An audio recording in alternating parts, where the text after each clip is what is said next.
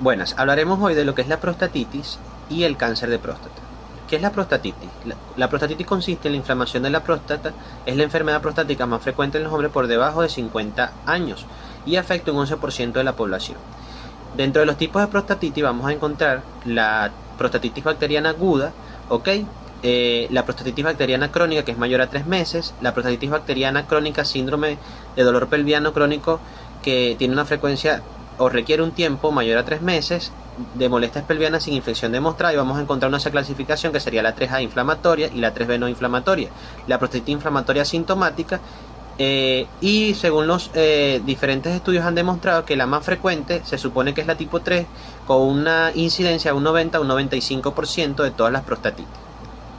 Entre los agentes causales vamos a tener lo que es, en la prostatitis aguda, patógenos frecuentes como E. coli, Proteus mirabilis, Klebsiella sp, Pseudomonas aeruginosa, y patógenos raros como Enterobacter sp y Serratia, Salmonella sp, entre otros. En las crónicas encontramos patógenos como E. coli, un 80%, Klebsiella sp, Proteus, Pseudomonas aeruginosa, y en patógenos raros, Candida sp, Blastomyces, Histoplasma, Cryptococcus, Mycobacterium, entre otras. La clínica de la prostatitis aguda tendremos en cuenta tres entidades que mayormente presenta el paciente: dolor pélvico, síntomas urinarios y síntomas generales. Respecto a las áreas que mayormente se presenta el dolor, tenemos la suprapúbica, en el área de la próstata, área perineal, escroto, testículos, pene, área lumbar baja. Respecto a los síntomas urinarios, mayormente son de tipo obstructivo, como dificultad para iniciar la micción, calibre disminuido, residuo postmiccional, pero también de tipo irritativo, como urgencia miccional, poliaquiuria o disuria, acompañados de síntomas generales como la fiebre, artralgias y mialgias. Respecto al tratamiento, debemos tener en cuenta que debemos iniciar con un tratamiento empírico y posteriormente pasar a un tratamiento dirigido según el antibiograma. Para el tratamiento empírico podemos iniciar con ceftriaxona, 1 gramo vía endovenosa o intramuscular, una vez al día, o cefixima vía oral 400 miligramos. Para el tratamiento dirigido debe iniciarse con un tratamiento parenteral hasta conseguir epilepsia y luego pasar al vía oral. Debe optarse preferiblemente por ciprofloxacina de 500 a 700 miligramos vía oral, por el tiempo dependiendo si es complicada o no complicada, ya sea 2 semanas o 4 semanas respectivamente. Incidencia del cáncer de próstata a nivel mundial y en Venezuela. El cáncer de próstata representa la neoplasia con mayor frecuencia en hombres alrededor del mundo y representa la segunda causa de muerte por cáncer en esta población. Según Globacom, para el año 2018 se reportó 1.3 millones de nuevos casos de cáncer de próstata y 359.000 defunciones asociadas al cáncer de próstata en todo el mundo. Las tasas de incidencias más altas se presentan en Austria y América del Norte, con unas cifras entre 111.6 y 97.2 casos por cada 100.000 hombres. Las tasas más bajas las tienen los países asiáticos en 4.5 a 10.5 casos por 100.000 hombres. Y según la Agencia Internacional de Investigación sobre Cáncer de la OMS, el cáncer de próstata tiene una incidencia anual de 54.2 casos. En Venezuela, el cáncer de próstata sigue siendo la principal causa de muerte oncológica en los hombres. Según la Sociedad Venezolana Anticancerosa, la mortalidad se ubica en 3.792 personas anualmente, con una incidencia que llega a 8.227 casos al año. Su pico máximo es después de los 65 años, con una edad media de diagnóstico a los 67 años. Conforme avanza la edad, la incidencia aumenta, con una evidencia del 34% en los hombres en la quinta década de la vida y un 70% a los 80 años. Causas del cáncer de próstata. Esta es considerada una enfermedad silenciosa, pues a medida que se transforma e incrementan las células de tamaño, pueden pasar años hasta que se presenten los síntomas. Tenemos que su causa es desconocida, sin embargo pueden influir lo que es el ADN y las hormonas sexuales. Algunos factores pueden incrementar el riesgo de padecerlo, donde tenemos a la predisposición genética. donde algunos genes pueden ayudar en lo que es a corregir los errores, pero mutaciones en ellos aún incrementan el riesgo de padecer cáncer de próstata. Así como también había dicho que están involucrados las hormonas sexuales, tenemos lo que son los andrógenos, la testosterona, al igual que los metales pesados como el cadmio, dietas ricas en grasa y factores ambientales. También la edad del paciente influye un factor, ya que esto se presenta en hombres de avanzada edad, así como la raza, ya que ocurre más o menos en el 70% de los hombres afroamericanos, y los hábitos de salud que tenga esta persona. Las zonas de McNeil son 4 regiones en las cuales se divide la próstata, y estas van a ser la zona periférica, la zona central, la zona de transición y la zona fibromuscular anterior. La primera zona, que es la periférica, esta va a ser la zona más extensa. Se va a extender desde la cara posterior de la próstata y va a envolver lo que es la uretra posterior. Va a estar compuesta de glándulas prostáticas principales, va a representar el 70% del volumen de la próstata normal. Es la zona más frecuente donde se desarrollan el cáncer de próstata en un 80% de los casos. En esta zona no se va a producir lo que es crecimiento prostático benigno, y es la zona que se evalúa durante el tacto rectal. La segunda zona es la zona central. Esta se va a encontrar en lo que es la base de la próstata, va a envolver los conductos eyaculadores y va a estar compuesta por las glándulas submucosas periuretrales, además de que es la zona más resistente a carcinomas e inflamación. Ocupa también el 20 al 25% de la superficie de la próstata normal. La tercera zona es la zona de transición. Esta zona va a ser corta y es la que rodea la porción proximal de la uretra prostática superior y el colículo seminal. Esta va a estar compuesta por las glándulas mucosas periuretrales, y es la zona de transición la que da origen a la hipertrofia benigna de próstata. Y por último, la cuarta zona, que es la fibromuscular anterior, esta va a estar situada en lo que es la línea media y paramedia de los lóbulos de la próstata. Se va a extender desde la base hasta el ápice de la próstata, no va a tener contenido glandular, y esta va a estar en continuidad con lo que es el cuello vesical y el esfínter estriado, además de que tiene un papel importante en lo que es la micción. La importancia de estas zonas radica en que es importante conocer la anatomía de la glándula para determinar la extensión del cáncer prostático. El cáncer de próstata presenta variedades histológicas, entre las cuales destaca el adenocarcinoma, que es el más común. Este representa aproximadamente el 95% de los casos. Se origina en la célula de las glándulas prostáticas, presenta subtipos como el carcinoma acinal, el carcinoma ductal, que suele ser raro. Es muy agresivo y suele aparecer en etapas avanzadas. Están los de origen epitelial, en los cuales encontramos los de las células mucosas, que estos suelen ser raros, se caracterizan por la producción de moco y suelen ser más agresivos que los adenocarcinomas típicos.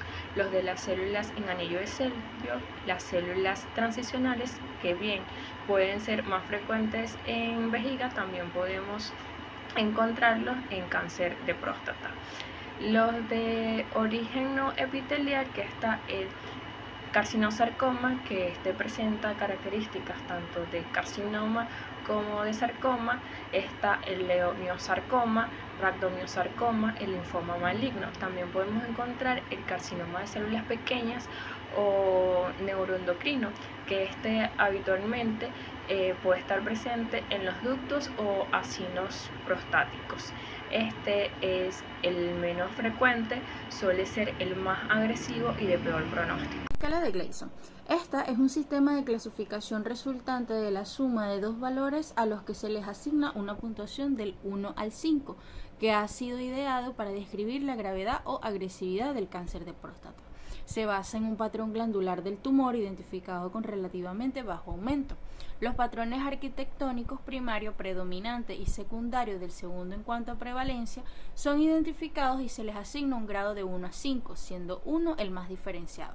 Como los patrones primarios y secundarios influyen en el pronóstico, existe una suma o puntuación de Gleason que se obtiene por la adición de ambos grados.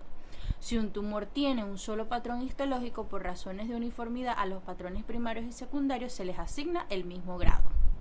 Las puntuaciones de Gleason van desde 2, 1 más 1 igual a 2, que representan tumores de composición uniforme con patrón 1 de Gleason, hasta 10, 5 más 5 igual a 10, que representa tumores totalmente indiferenciados. El sistema de clasificación de Gleason define 5 patrones de crecimiento histológico.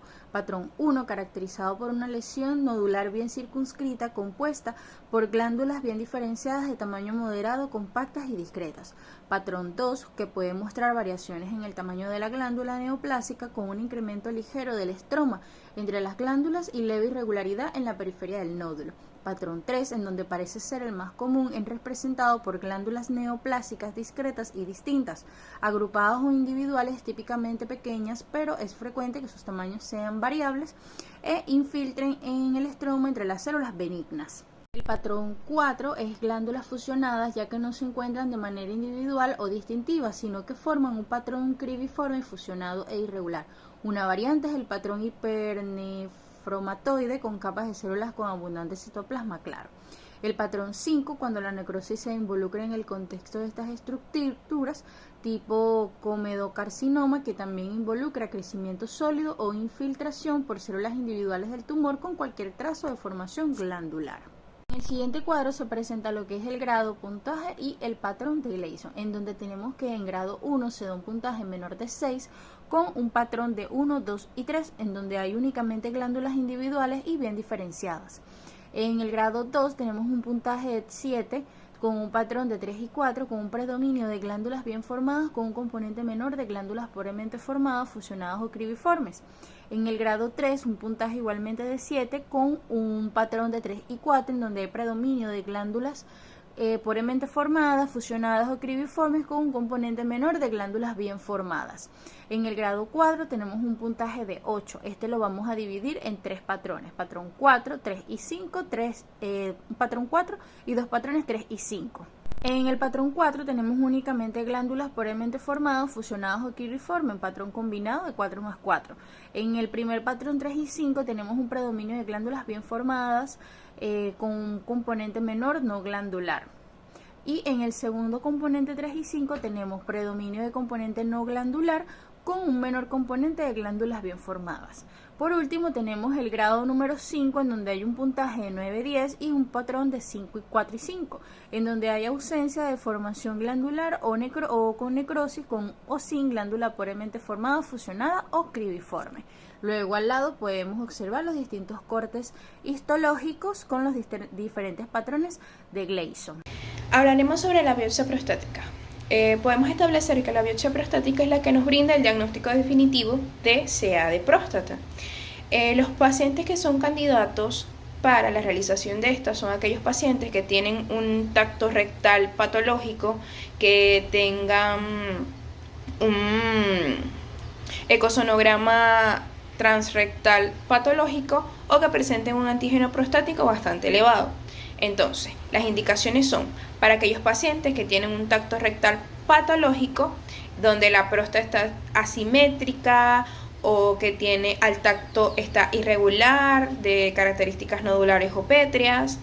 También para aquellos pacientes que tienen un antígeno prostático mayor de 10 nanogramos por miligramo, o aquellos pacientes que a nivel ecosonográfico tengan imágenes hipercoicas o hipocoicas en el perímetro. Entonces, se repite, podemos establecer el diagnóstico definitivo de un CA de próstata a través de la biopsia. Y también después de establecido con la biopsia el diagnóstico, vamos a realizarle al paciente exámenes de laboratorio totalmente completo, hematología y todo lo demás. También se le manda a hacer rayos X de tórax en busca de metástasis, tomografías computarizadas a nivel de pelvis y abdomen, hígado, para ver si existe alguna anormalidad, y también la gamografía ósea, debido a que existe que los principales lugares de metástasis es a nivel de ganglios y a nivel óseo. Los tipos de biopsias que existen prostática está la transrectal, que es a través del recto y es la más comúnmente utilizada, y también se hace mediante la utilización de una aguja de punción fina o de punción gruesa. Si es de aguja fina es un PAF, y si es de aguja gruesa un BAC, que es de un calibre mucho más grande. En la transrectal se le dice al paciente que se coloque de costado con las rodillas dobladas y permanezca quieto. Se le dice al paciente luego que se le introducirá un ultrasonido de alrededor de el grueso de un dedo y se sentirá un poco de molestia y presión. El ultrasonido nos va a proveer de poder ver la imagen de la próstata, donde se va a inyectar un poco de anestésico alrededor de la próstata y luego se procede con ultrasonido guiado con insertar la aguja de la biopsia y tomar las diferentes muestras, como una picadura. Esto se le toman de 10 a 18 muestras aproximadamente, esto dura como 10 minutos. También tenemos las biopsias transperineales. Lo único que cambia es que la biopsia o la aguja, en vez de ir por el recto, va a ir entre el ano y el escroto.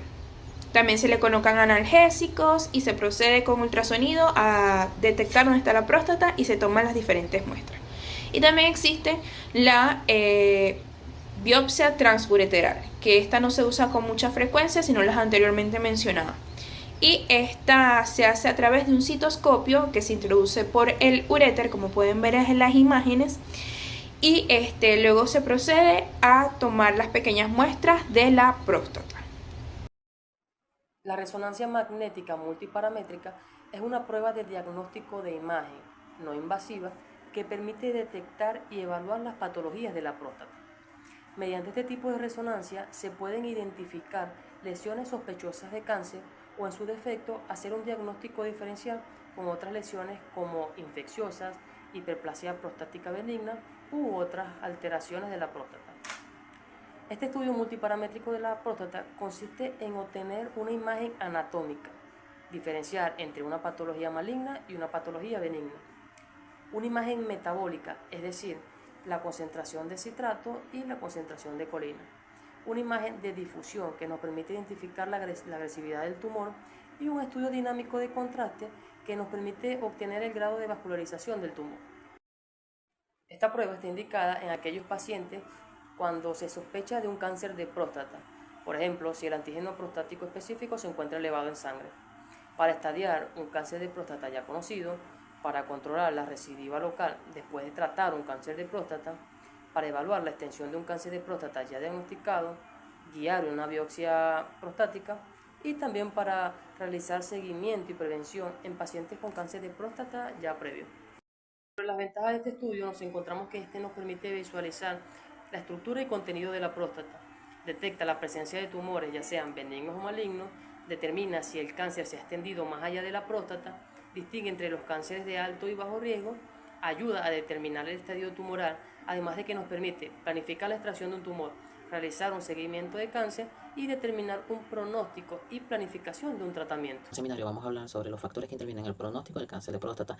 El pronóstico del cáncer de próstata es muy variable y va a depender de ciertos factores que intervienen en la evolución de la enfermedad. Nosotros podemos dividirlos en factores clínicos, factores patológicos, factores biomoleculares, factores relacionados con el tratamiento y factores relacionados con el mismo paciente. Dentro de los factores clínicos tenemos la edad del paciente. Se sabe que pacientes menores a 50 años tienden a tener mejor pronóstico que los pacientes mayores a 75 años. Esto debido a que los pacientes jóvenes tienen mejor tolerancia a tratamientos agresivos. A un aumento en lo que sería el antígeno prostático específico nos va a indicar que es una enfermedad más avanzada y mayor extendida, es decir, de peor pronóstico. Un tiempo de duplicación corto, menor a 6 meses, nos va a indicar que existe un riesgo mayor debido a que hay una mayor progresión de la enfermedad.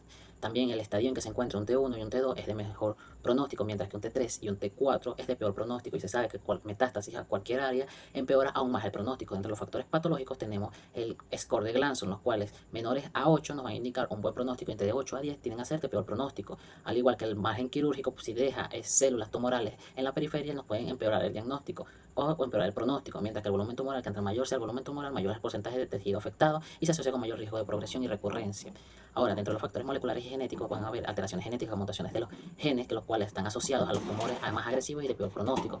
Los tumores con inactividad genómica, que tienden a ser más resistentes a los tratamientos, expresión de biomarcadores como el Ki67, el ARB7 o las células P53, que pueden predecir agresividad y por lo tanto tener un peor pronóstico para nuestro paciente, o cáncer de próstata resistente a la castración, ya que este es resistente al tratamiento hormonal y empeora el pronóstico del paciente. Ahora, los factores relacionados con el tratamiento del paciente, si existen posterior al tratamiento o posterior a la cirugía, o un aumento de los biomarcadores como es el antígeno específico pueden indicar un mal pronóstico para nuestro paciente porque puede decir que existe una recurrencia del mismo cáncer. Ahora, los factores relacionados al paciente, se sabe que las comorbilidades pueden empeorar, las enfermedades sistémicas pueden empeorar el pronóstico del paciente, mientras que el estado general de salud de nuestro paciente puede empeorar o mejorar el pronóstico, ya que un paciente postrado en cama tiene a tener un peor pronóstico, mientras que un paciente activo con buena salud y estilo de vida tienden a tener un mejor pronóstico. Dentro de otros factores de pronóstico que podemos nosotros destacar son los niveles de testosterona. Múltiples estudios han establecido que los niveles bajos de testosterona antes de lo que sería el tratamiento se asocian con peor pronóstico.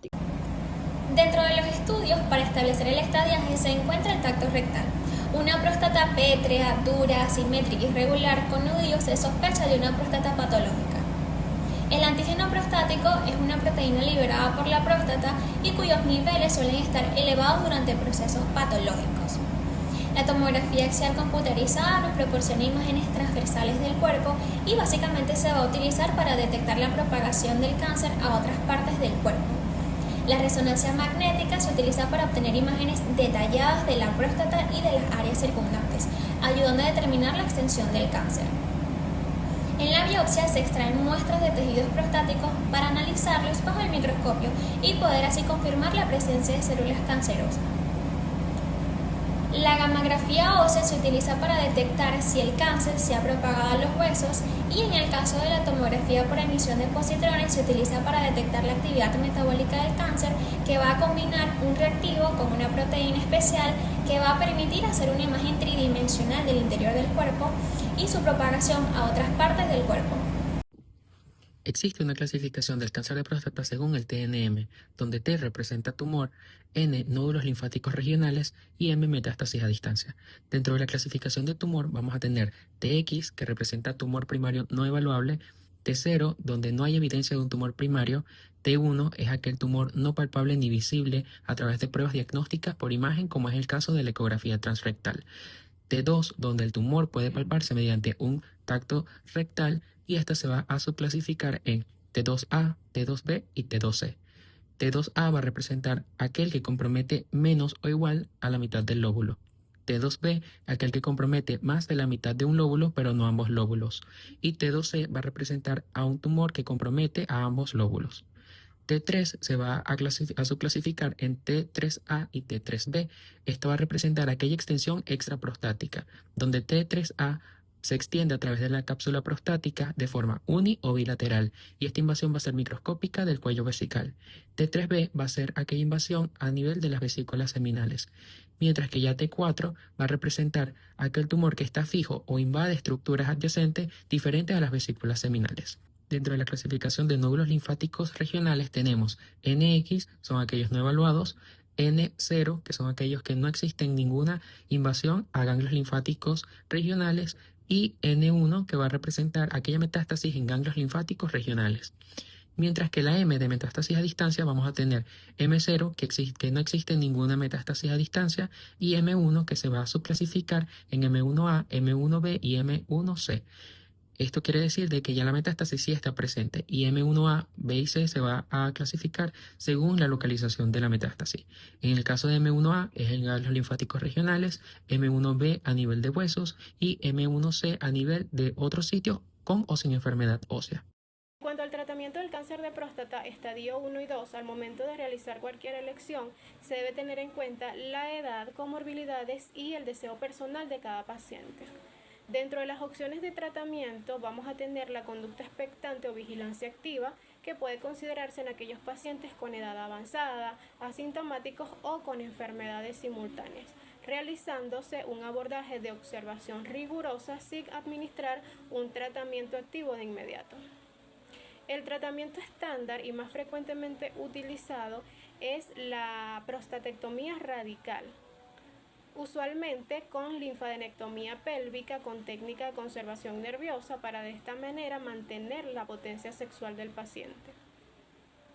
Otra de las técnicas más frecuentemente utilizadas es la radioterapia de eje externo.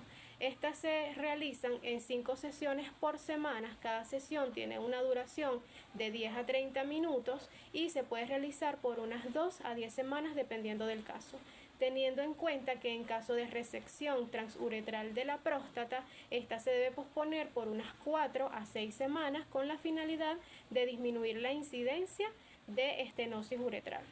También se utiliza la colocación de un implante intersticial de radioisótopos, es decir, iodo, paladio, iridio, a través de una técnica transperineal, ya sea guiada por ecografía o por tomografía computarizada, lo cual ha tenido resultados similares a las técnicas anteriores. También se ha venido estudiando otras técnicas de tratamiento como la ecografía enfocada de alta intensidad, la terapia fotodinámica, la criocirugía percutánea guiada por ecografía, la radioterapia con haz de protones. Sin embargo, estas últimas técnicas requieren de más ensayos clínicos para su aplicación eficiente. Ahora bien, en relación al tratamiento del cáncer de próstata en estadio 3, en primer lugar se deben tratar los síntomas, puesto que muchos pacientes que se encuentran en este estadio presentan síntomas urinarios. Nos debemos valer de muchas técnicas para tratar de minimizar los mismos.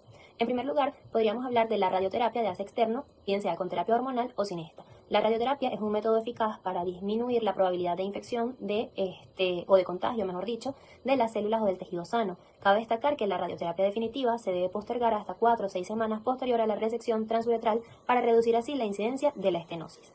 Por otro lado, también contamos con modificadores hormonales que pueden ayudar al tratamiento del CA de próstata en este estadio. En primer lugar, podemos encontrar de forma temprana lo que es la orquiectomía, también fármacos que sirven como modificadores hormonales como la leuprolide, o bien sea agonistas de la hormona liberadora de la hormona luteinizante como la goserelina.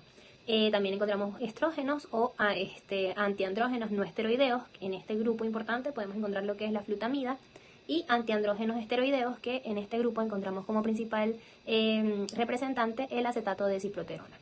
Otra forma de tratamiento que puede ayudar en esta patología, sobre todo en el estadio 3, es la prostatectomía. Esta puede ser con o sin radiación añadida.